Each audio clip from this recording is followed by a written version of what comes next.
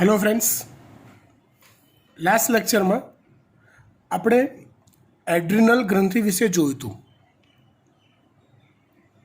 જેમાં એડ્રિનલ ગ્રંથિના બે ભાગ હતા. એક એડ્રિનલ મજ્જક અને બીજો ભાગ એડ્રિનલ બાહ્યક. હવે કંઈક આવી રચના હતી, તમને જો યાદ હોય તો. એડ્રિનલ ગ્રંથિ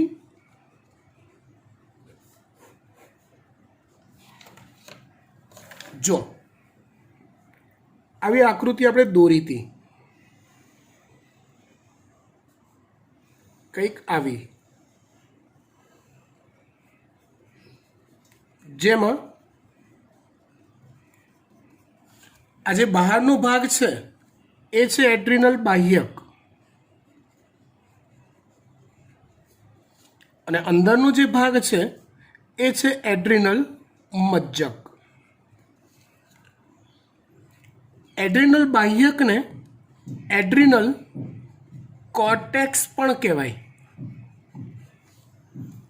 એડ્રિનલ બાહ્યકને એડ્રિનલ કોર્ટેક્સ પણ કહેવાય અને મજ્જકને એડ્રિનલ મેડ્યુલા કહેવાય. લાસ્ટ લેક્ચરમાં આપણે મજ્જક વિશેની ચર્ચા મસ્ત કરી હતી.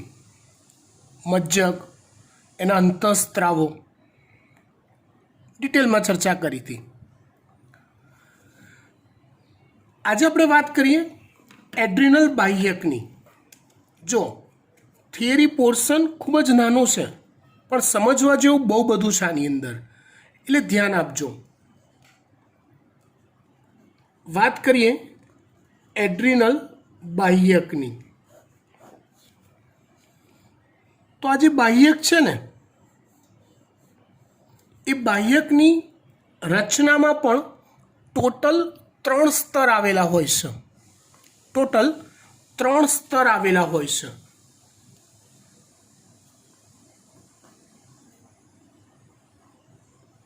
અથવા 3 આવરણ આવેલા હોય છે એમ કહેવાય. જેમાં સૌથી બહારનું જે આવરણ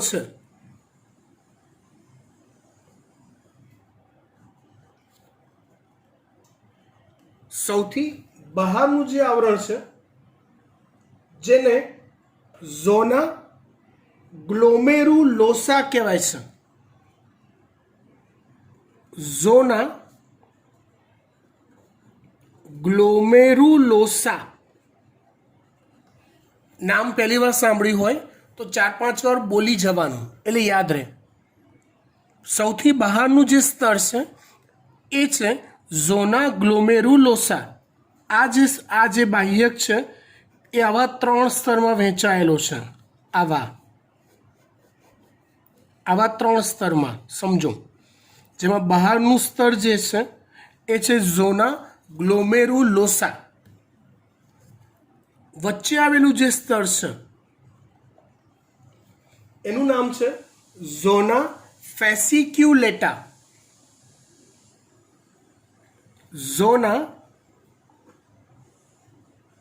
ફેસિક્યુલેટા વચ્ચેનું સ્તર. અને સૌથી અંદર આવેલું આ વચ્ચેના સ્તરની વાત છે, ઝોના ફેસિક્યુલેટા. અને સૌથી અંદરનું જે સ્તર છે એનું નામ છે ઝોના રેટિક્યુલેરિસ. ઝોના રેટિક્યુલેરિસ. આવા 3 સ્તર. બહારનું છે ઝોના ગ્લોમેરુલોસા, વચ્ચે છે ઝોના ફેસિક્યુલેટા અને સૌથી અંદરનું સ્તર છે ઝોના રેટિક્યુલેરિસ. બહારનું ઝોના ગ્લોમેરુલોસા, વચ્ચે છે ઝોના ફેસિક્યુલેટા અને સૌથી અંદરનું છે ઝોના રેટિક્યુલેરિસ. આ ત્રણેય સ્તરો સ્ટેરોઇડ પ્રકારના અંતઃસ્ત્રાવનો સ્ત્રાવ કરે છે. ત્રણેય સ્તરો સ્ટેરોઇડ પ્રકારના અંતઃસ્ત્રાવોનો સ્ત્રાવ કરે છે.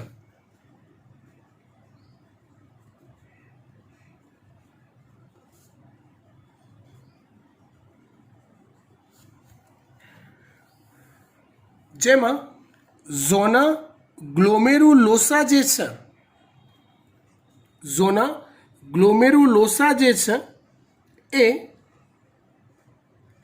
મિનરેલો કોર્ટિકોઇડ નો સ્ત્રાવ કરે છે. મિનરેલો કોર્ટિકોઇડ નો સ્ત્રાવ કરે છે કોણ? ઝોના ગ્લોમેરુલોસા. જેમાં મુખ્ય અંતઃસ્ત્રાવ છે આલ્ડોસ્ટેરોન.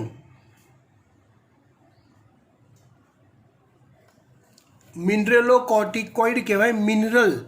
મિનરલ એટલે ક્ષાર. ક્ષારનું નિયમનની ક્રિયા સાથે સંકળાતો હોય માટે એને મિનરેલો કોર્ટિકોઇડ કહેવાય છે. સ્ટેરોઇડ છે, સ્ટેરોઇડ પ્રકારના અંતઃસ્ત્રાવોને કોર્ટિકોઇડ કહેવાય. અહીંયા ઝોના ગ્લોમેરુલોસા એ મિનરેલો કોર્ટિકોઇડનો સ્ત્રાવ કરે છે, જેને આલ્ડોસ્ટેરોન કહેવાય છે. ઝોના ફેસિક્યુલેટા જે છે, ઝોના ફેસિક્યુલેટા જે છે એ ગ્લુકોકોર્ટિકોઇડ નો સ્ત્રાવ કરે છે. ઝોના ફેસિક્યુલેટા એ ગ્લુકોકોર્ટિકોઇડ નો સ્ત્રાવ કરે છે. કોનો સ્ત્રાવ કરે છે? ગ્લુકોકોર્ટિકોઇડનો. જેમાં મુખ્ય અંતઃસ્ત્રાવ કોર્ટિસોલ છે. જેમાં મુખ્ય અંતઃસ્ત્રાવ કોર્ટિસોલ છે. અને સૌથી અંદરનું જે સ્તર ઝોના રેટિક્યુલેરિસ જે છે એ એકચ્યુઅલી હકીકતમાં મધ્ય અને અંદરનું આ બંને સ્તર ભેગા મળીને સેક્સ કોર્ટિકોઇડનો સ્ત્રાવ કરે છે. મધ્ય અને અંદરના બંને ભેગા મળીને સેક્સ કોર્ટિકોઇડનો સ્ત્રાવ કરે છે. સેક્સ કોર્ટિકોઇડ એટલે થાય જાતીય અંતઃસ્ત્રાવોનો.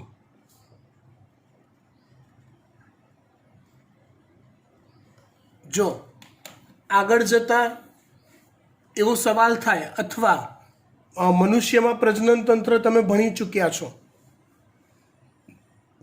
એની અંદર એવું આવે કે નર જાતીય અંતઃસ્ત્રાવનો સ્ત્રાવ શુક્રપિંડ કરે છે. સાચી વાત છે, નર જાતીય અંતઃસ્ત્રાવનો સ્ત્રાવ શુક્રપિંડ જ કરે. પણ નરમાં નર જાતીય અંતઃસ્ત્રાવનો સ્ત્રાવ શુક્રપિંડ અને એડ્રિનલ બાહ્યકમાંથી પણ અલ્પ પ્રમાણમાં થાય. માદા જાતીય અંતઃસ્ત્રાવ ઇસ્ટ્રોજનનો સ્ત્રાવ અંડપિંડમાંથી થાય. સાચું, પણ માદામાં ઇસ્ટ્રોજનનો સ્ત્રાવ અંડપિંડ અને એડ્રિનલ બાહ્યક બંનેમાંથી થાય. હા, આમાંથી સ્ત્રાવ પ્રમાણમાં ખૂબ જ ઓછો થાય, પણ થાય ખરો. ખબર પડી? આ નીટ માટે તમને કામ લાગશે બેટા. જનરલી તમને એવો ક્વેશ્ચન પૂછવામાં આવે કે ઇસ્ટ્રોજનનો સ્ત્રાવ ક્યાંથી થાય છે, અને પહેલો જ ઓપ્શન તમને અંડપિંડ આપી દે, અને છેલ્લો ઓપ્શન એડ્રિનલ બાહ્યક આપી દે. એટલે આપણે 1 મિનિટમાં આન્સર પૂરો કરવાનો હોય એટલે આપણે શું કરીએ? ફટફટ અંડપિંડ જોઈને ટીક કરી દઈએ. પણ ધ્યાન રાખવાનું, એડ્રિનલ બાહ્યક પણ સેક્સ હોર્મોનનો સ્ત્રાવ કરે છે, જાતીય અંતઃસ્ત્રાવનો સ્ત્રાવ કરે છે. બરાબર? ત્રણેયની હવે ડિટેલ જોઈએ કે કયો અંતઃસ્ત્રાવ કઈ રીતે કામ કરે છે, કે શું કામ કરે છે. રાઈટ? ચલો પહેલા વાત કરીએ આપણે મિનરેલોકોર્ટિકોઇડની.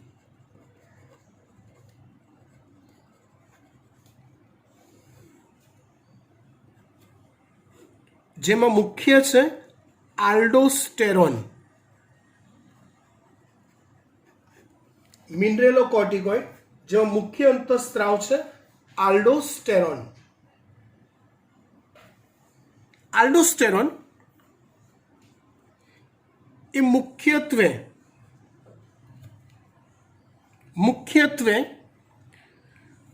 મૂત્રપિંડ નલિકા પર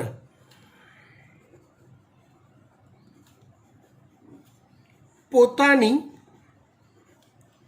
અસર દર્શાવે છે. મૂત્રપિંડ નલિકા, મનુષ્યનું ઉત્સર્જન તંત્ર યાદ કરો. મૂત્રપિંડ નલિકા અંદર આવેલી હોય છે, એના પર તે અસર કરે છે, જેમાં તે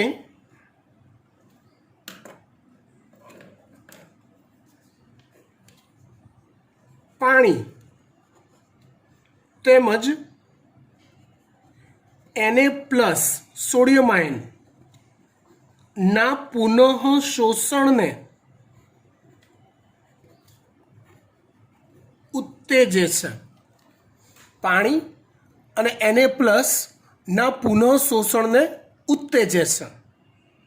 એવી રીતે તે K+ અને ફોસ્ફેટ ના ઉત્સર્જન માટે ઉત્સર્જન તંત્રમાં જે શબ્દ આવતો હતો એ શબ્દની પેરેલલ વર્ડ લખું તો સ્ત્રાવ કહેવાય. એટલે K+ અને ફોસ્ફેટના સ્ત્રાવને ઉત્તેજે છે. મતલબ આલ્ડોસ્ટેરોનની અસર જો મૂત્રપિંડ નલિકા પર થાય તો મૂત્રપિંડ નલિકાની દિવાલ વધુ ઝડપથી પાણી અને સોડિયમ આયનનું શોષણ કરે છે અને સાથે સાથે K+ અને ફોસ્ફેટનો સ્ત્રાવ પણ તે દર્શાવે છે. ક્યાં દર્શાવે સ્ત્રાવ? તો કે મૂત્રપિંડ નલિકાના પોલાણમાં. શોષણ કઈ તરફ થાય? તો કે મૂત્રપિંડ નલિકાના પોલાણથી મૂત્રપિંડ નલિકાની દિવાલમાં થઈ રુધિરમાં થાય Na+ અને પાણીનું શોષણ. સ્ત્રાવ કઈ તરફ થાય? તો કે રુધિરમાંથી મૂત્રપિંડ નલિકાની દિવાલ અને ત્યાંથી થઈને મૂત્રપિંડ નલિકાના પોલાણમાં સ્ત્રાવ થાય. કોનો સ્ત્રાવ થાય? તો K+ અને ફોસ્ફેટનો. કોની અસર હેઠળ થાય? આલ્ડોસ્ટેરોનની અસર હેઠળ થાય. ખબર પડી ગઈ વાત? ડન. આ જ વાતને જો હું ફેરવી દઉં, એટલે મતલબ ટ્વિસ્ટ કરું, તો એવું કહેવાય કે આલ્ડોસ્ટેરોન એ શરીરમાં પાણીની એટલે કે આશ્રુતિ દાબની જાળવણી કરે છે. જો કોઈ અંતઃસ્ત્રાવ પાણીના અને ખનિજ આયનોના શોષણ સ્ત્રાવ સાથે સંકળાતો હોય એટલે આશ્રુતિ દાબની જાળવણી કરતો હોય એવું કહી શકાય. તે ઇલેક્ટ્રોલાઇટ્સની એટલે આયનોની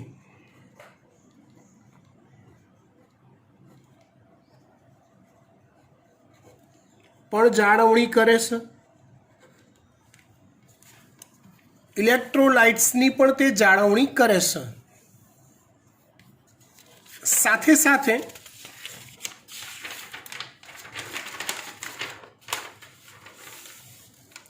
એવું પણ કહેવાય, એક મિનિટ હો,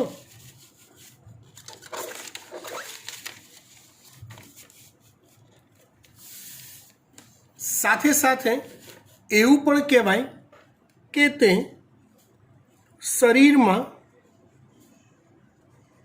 રુધિર દાબની જાળવણી કરે છે. રુધિર દાબ એટલે થાય બ્લડ પ્રેશર. હવે સવાલ એ થાય કે બ્લડ પ્રેશરની જાળવણી કેવી રીતે? તો જો તમારા ઘરમાં કોઈ બ્લડ પ્રેશર અથવા હાઈપર ટેન્શન, હાઇપરટેન્શન એટલે હાઈ બ્લડ પ્રેશરનો રોગ ના દર્દી હોય તો તમને ખ્યાલ હોય તો એ લોકોને ડૉક્ટર મીઠું ઓછું ખાવાનું કહે, ચડિયાતા મીઠાવાળી વસ્તુઓનો ત્યાગ કરવાનું કહે. ખબર છે કેમ? કારણ બ્લડમાં જેમ સોડિયમનું પ્રમાણ વધારે હોય, બ્લડમાં જેમ સોડિયમનું પ્રમાણ વધારે હોય તેમ રુધિરનું દબાણ વધે છે.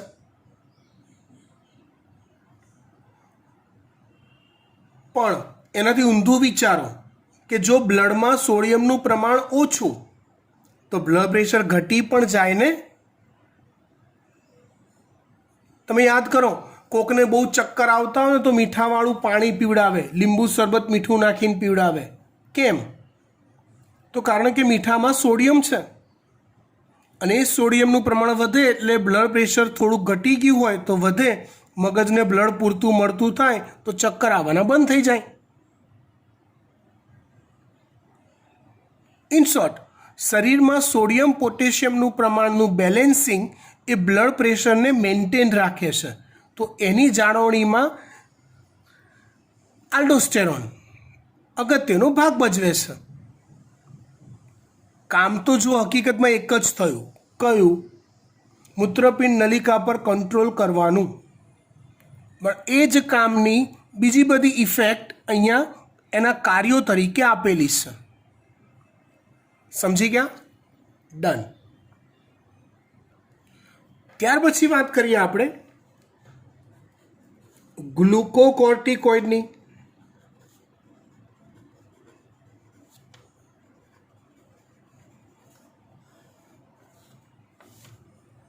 ગ્લુકોકોર્ટિકોઇડ તરીકે અહીં કોર્ટિસોલ અંતઃસ્ત્રાવનો સ્ત્રાવ થાય છે. ગ્લુકોકોર્ટિકોઇડ તરીકે કોર્ટિસોલ અંતઃસ્ત્રાવનો સ્ત્રાવ થાય છે. કોર્ટિસોલ જે છે ને એ બહુ જ અગત્યનો અંતઃસ્ત્રાવ છે. કઈ રીતે? તો તે શરીરમાં કાર્બોદિત, ચરબી અને પ્રોટીનના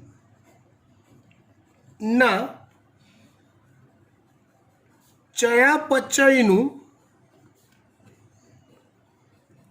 નિયમન કરે છે.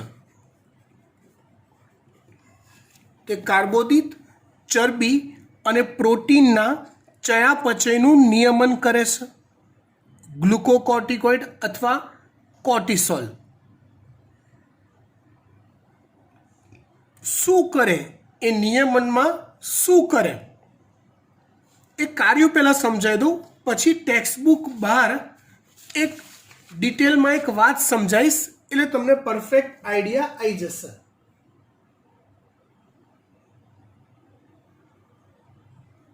કોર્ટિસોલ એ ગ્લુકોનિયોજિનેસિસ ગ્લુકોનિયોજિનેસિસ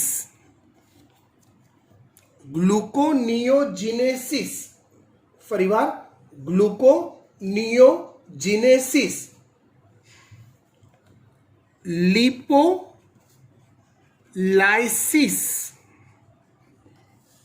ગ્લુકોનિયોજિનેસિસ, લિપોલાઇસિસ અને પ્રોટીઓલાઇસિસ.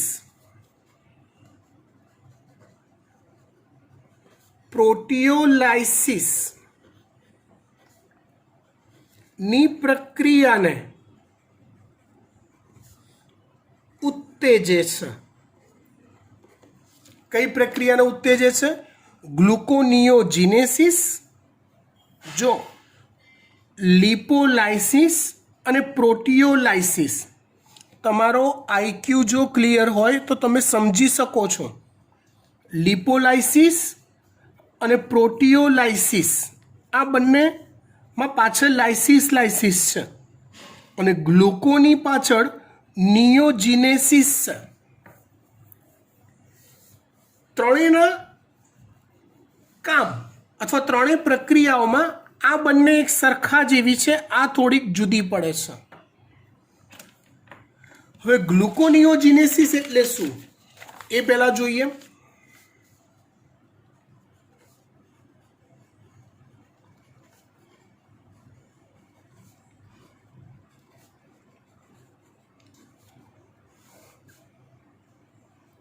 જો દરેક કોષોને જીવિત રહેવા માટે સતત એટીપી જોઈએ. જ તમને ખબર છે. હવે એ એટીપીની પ્રાપ્તિ શ્વસન ક્રિયા કરીને કરવામાં આવે છે. તમને જો યાદ હોય તો જે પદાર્થનું શ્વસન થાય એને શ્વાસ્ય પદાર્થ કહેવાય. એ લખીએ ડિટેલમાં હમણાં થોડીક વારમાં. પહેલાં ગ્લુકોનિયોજેનેસિસનો અર્થ કહી દઉં. ગ્લુકોનિયોજેનેસિસ એટલે શ્વસન ક્રિયામાં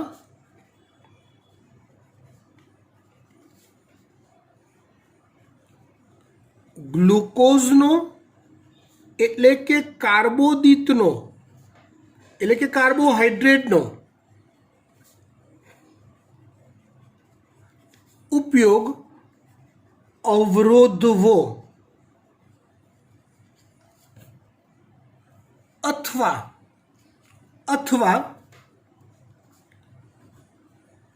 ઊંધું ગ્લાયકોલિસિસ થવું.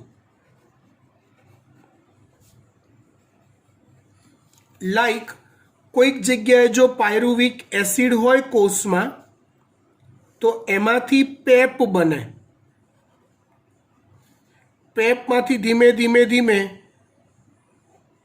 PgAl બને, એમાંથી DHAP બને ને એવું થતાં ફ્રુક્ટોઝ 1,6 બાયફોસ્ફેટ બને. એમાંથી ફ્રુક્ટોઝ 6 ફોસ્ફેટ બને. એમાંથી ગ્લુકોઝ 6 ફોસ્ફેટ અને છેલ્લે ગ્લુકોઝ બને. ગ્લાયકોલિસિસમાં આપણે આ સ્ટેપમાં જતા હતા. અહીંયા એનાથી ઊંધું થાય છે. પર્પઝ કે ગ્લુકોઝને બચાવવો. આને અલગ ભાષામાં મારે લખવું હોય તો એવું કહેવાય કે એવી પ્રક્રિયાઓ કરવી જેનાથી રુધિરમાં ગ્લુકોઝનું પ્રમાણ વધે. એવી પ્રક્રિયાઓ કરવી જેનાથી રુધિરમાં ગ્લુકોઝનું પ્રમાણ વધે. આ કેમ મારું આવું કરતો હશે ગ્લુકોનિયોજિનેસિસમાં? ડોન્ટ વરી, 5 મિનિટમાં સમજાવી દઈશ. બરાબર. બીજી પ્રક્રિયા છે લિપોલાઇસિસ.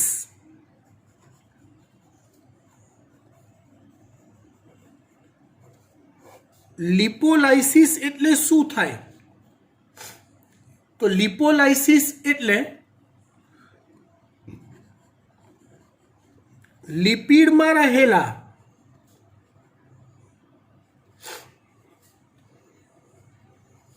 લિપિડ એટલે ટ્રાયગ્લિસરાઇડ માંથી ફેટી એસિડ અને ગ્લિસરોલ બનાવી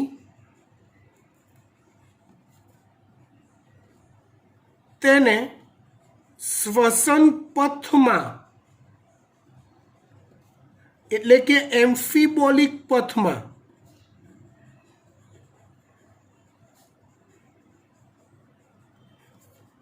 મોકલવા. તમને જો એમ્ફીબોલિક પથ થિયરી યાદ હોય તો બેસ્ટ, ના યાદ હોય તો એકવાર નજર નાખજો. શ્વસનવાળા ચેપ્ટરમાં છેલ્લે એમ્ફીબોલિક પથ થિયરી છે, જેમાં લિપિડમાંથી ફેટી એસિડ અને ગ્લિસરોલ બને. એ ફેટી એસિડ અને ગ્લિસરોલ શ્વસન પથમાં એટલે કે ગ્લાયકોલિસિસ અને ક્રેબ્સ ચક્ર મારફતે અંદર પ્રક્રિયામાં દાખલ થાય અને એમાંથી એટીપી ઉત્પન્ન થાય.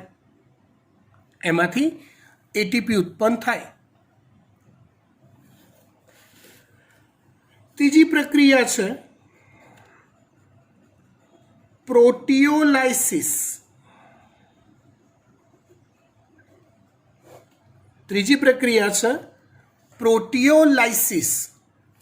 તો પ્રોટીઓલાઇસિસ એટલે શું? આના જેવું જ કે પ્રોટીનમાંથી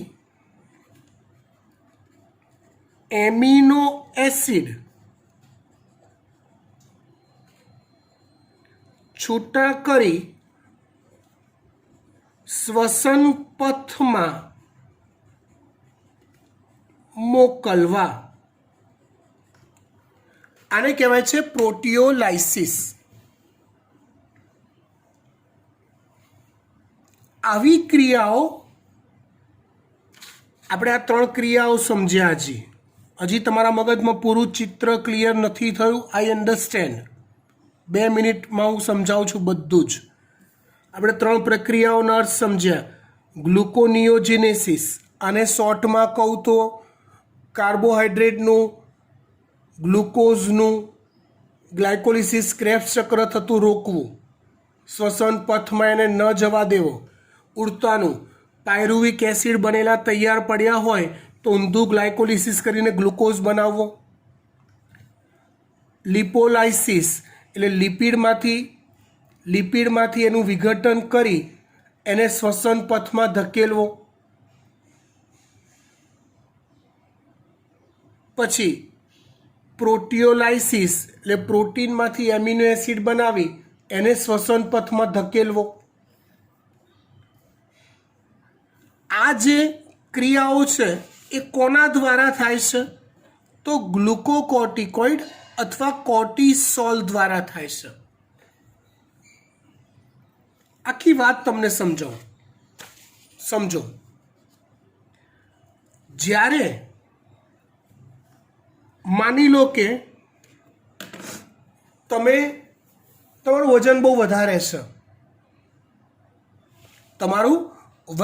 વધારે છે, તમે ડાયટિંગ અથવા ડાયટ પ્લાન ચાલુ કરો છો,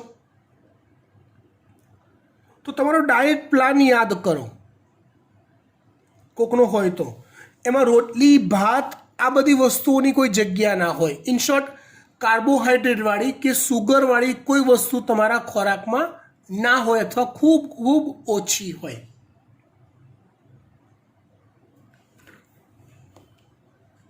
ટૂંકમાં એવું કહેવાય કે જ્યારે તમે લાંબા ગાળાના ઉપવાસ કરો છો, કાર્બોહાઈડ્રેટ અથવા ગ્લુકોઝવાળો ખોરાક ઘટાડો છો, એની વાત છે. તો એ સંજોગોમાં બ્લડમાં તો અમુક માત્રામાં સુગર રહેવી જોઈએ, ગ્લુકોઝ રહેવો જોઈએ. જો નથી રહેતો ગ્લુકોઝ તો પ્રોબ્લેમ થશે. તો એવા સંજોગોમાં શું કરી શકાય? તો કે એ સંજોગોમાં કોર્ટિસોલનો સ્ત્રાવ થાય.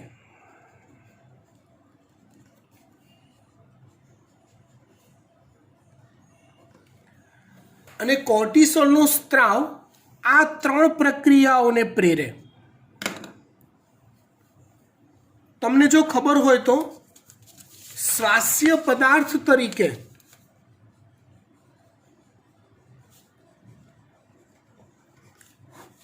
શરીર સૌથી પહેલા કાર્બોદિતનો ઉપયોગ કરે. સેકન્ડ પ્રેફરન્સ લિપિડને આપે અને થર્ડ પ્રેફરન્સ તે પ્રોટીનને આપે છે. મતલબ શરીરને જ્યાં સુધી એટીપી ઉત્પન્ન કરવા માટે કાર્બોહાઈડ્રેટ અથવા ગ્લુકોઝ મળી રહે છે ત્યાં સુધી શરીર બીજા કોઈ ઓપ્શનને જોતું નથી.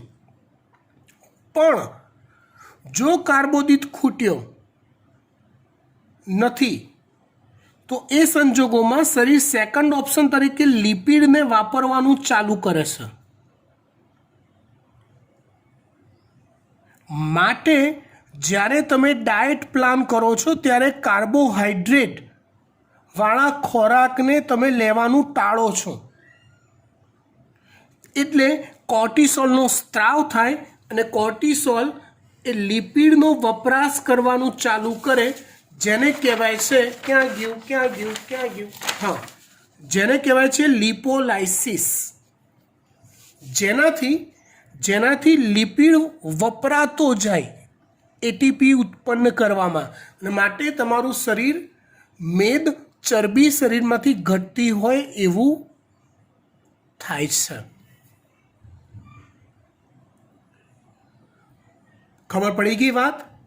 ડન. જ્યારે લિપિડ પણ ખૂટી જાય, કાર્બોહાઈડ્રેટ તો ઓછો જ છે માટે લિપિડ પર આવ્યા, આ ખૂટી જાય ત્યારે પ્રોટીનનો વપરાશ ચાલુ થાય. આવું ક્યારે થાય કે જ્યારે લાંબા ગાળાના નકોડા ઉપવાસ હોય અથવા ભૂખમરામાં પુષ્કળ દુકાળ હોય, અને ભૂખમરામાં વસતા લોકો જેને દિવસો સુધી કશું ખાવા ના મળતું હોય, એવા લોકોમાં પ્રોટીન વપરાવાનું ચાલુ થાય લાસ્ટમાં. ઇન શોર્ટ, કોર્ટિસોલ એ બેલેન્સનું કામ કરે છે. શરીરને એટીપી જોઈએ છે, હા, તો જો તમને ગ્લુકોઝવાળો ખોરાક તમે ઓછો કરો છો તો કોર્ટિસોલ એ બેલેન્સ કરી લે છે કે બકા ભલે તું ગ્લુકોઝ ઓછો લે, કાર્બોહાઈડ્રેટ તું ઓછો લે, પણ હું ચરબીમાંથી એટીપી મેળવી લઈશ લિપોલાઇસિસની પ્રક્રિયા કરીને. હું ગ્લુકોનિયોજિનેસિસ કરી લઈશ, એટલે ઊંધું ગ્લાયકોલિસિસ કરીને ગ્લુકોઝ બનાવી લઈશ. એ બેલેન્સનું કામ ગ્લુકોકોર્ટિકોઇડ કરે છે. કે સાદી ભાષામાં એવું કહેવાય કે તે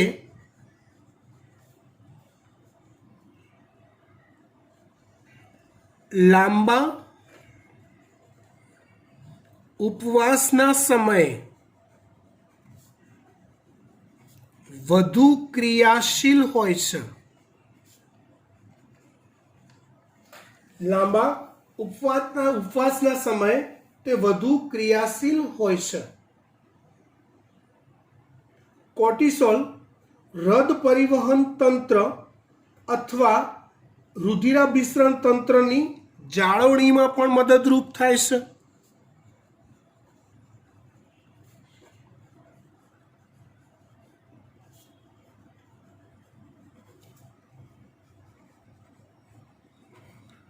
આ ત્રણેય પ્રોસેસનું અલ્ટિમેટ ફંક્શન રુધિર પર બી ઇફેક્ટિવ થાય. બ્લડમાં ગ્લુકોઝ ઘટી જાય તો બ્લડ સર્ક્યુલેશન સ્લો પડી જાય, તો ગ્લુકોઝ જાળવી રાખે માટે રુધિરાભિસરણ તંત્ર પર પણ અસર કરે છે એવું કહેવાય. સાથે સાથે તે મૂત્રપિંડના કાર્યોનું પણ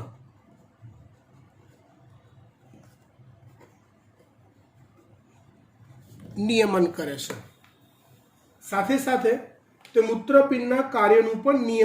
છે. એની સૌથી અગત્યની વાત, તે એન્ટી ઇન્ફ્લામેટરી અસર દર્શાવે છે. એન્ટી ઇન્ફ્લામેટરી અસર એટલે શું? તો શરીરના દરેક કોષમાં સતત શ્વસન ચાલે છે, મંદ દહન ચાલે છે. તો મંદ દહનની અસરથી, ગરમીની અસરથી કોષની બીજી બધી અંગિકાઓનું રક્ષણ કરવું, જેને એન્ટી ઇન્ફ્લામેટરી કહેવાય. તમે જુઓ, કણાભસૂત્રમાં અને કોષરસ આધારકમાં મંદ દહન ચાલતું હોય, શ્વસન ક્રિયા ચાલતી હોય, મંદ દહનના લીધે ઉષ્મા મુક્ત થતી હોય, તો સતત ગરમીની અસરથી બીજી બધી અંગિકાઓને નુકસાન થાય, તે ના થવા દેવાનું કાર્ય ગ્લુકોકોર્ટિકોઇડ અથવા કોર્ટિસોલ કરે છે. ત્યાર પછી ત્રીજો અંતઃસ્ત્રાવ છે સેક્સ કોર્ટિકોઇડ.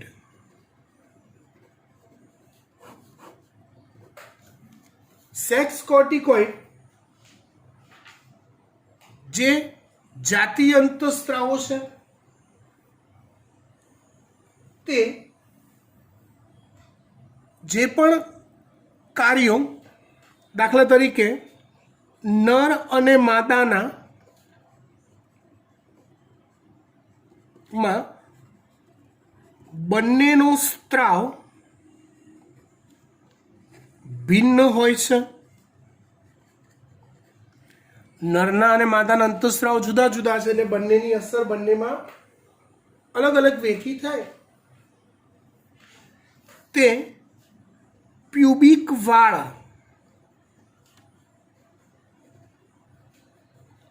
તેમજ દાઢી મૂછ પરના વાળનું નિર્માણને ઉત્તેજે છે. પ્યુબિક વાળ એટલે જનન અંગોની આસપાસ આવેલા જે વાળ હોય એના નિર્માણની ક્રિયાને ઉત્તેજે છે. હવે સમગ્ર એડ્રિનલ બાહ્યક જે છે, આગળ પિટ્યુટરી ગ્રંથિમાં આપણે જોઈ ગયા છે કે એડ્રિનલ બાહ્યકના અંતઃસ્ત્રાવોના સ્ત્રાવનું નિયમન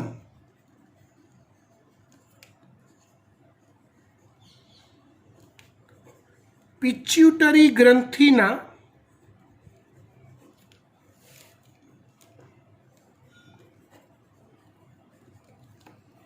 ACTH અંતઃસ્ત્રાવ દ્વારા થાય છે. એડ્રેનોકોર્ટિકોટ્રોપિક હોર્મોન દ્વારા. એડ્રિનલ મજ્જક અથવા મેડ્યુલાના સ્ત્રાવનું નિયમન એ પિટ્યુટરી ગ્રંથિ દ્વારા નથી થતું, એ મગજ દ્વારા થાય છે. ચોક્કસ પ્રકારની ઉત્તેજનાત્મક સ્થિતિ, લડોયા ભાગોની સ્થિતિ જ્યારે મગજ ફીલ કરે ત્યારે એડ્રિનલ મજ્જકમાંથી એડ્રિનાલિન અને નોર એડ્રિનાલિનનો સ્ત્રાવ થાય.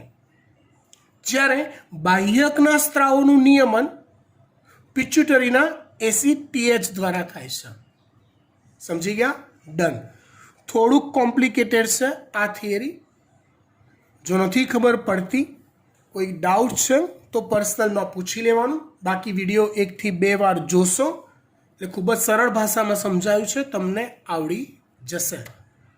આનું હોમવર્ક ગૂગલ ક્લાસરૂમમાં હું ક્રિએટ કરીશ, એટલે તમારે સબમિશન કરાવવાનું રહેશે. Thank you.